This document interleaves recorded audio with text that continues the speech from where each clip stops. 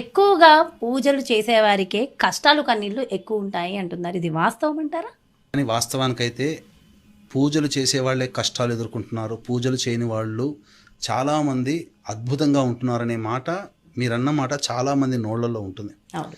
పొద్దున్న లేచిన దగ్గర నుంచి ఎన్నో పూజలు చేస్తున్నాము, ఈ స్తోత్రాలు చదువుతున్నాము, దీపారాధన చెయ్యంది మనం వంట మొదలు పెట్టము, సాయంత్రం కాగానే మళ్ళీ దీపారాధన చేస్తాం. ఎన్ని చేస్తున్నా మన ఇంట్లో మనకెందుకు ఇన్ని కష్టాలు అని చెప్పి ఆలోచించే వాళ్ళు ఉన్నారు.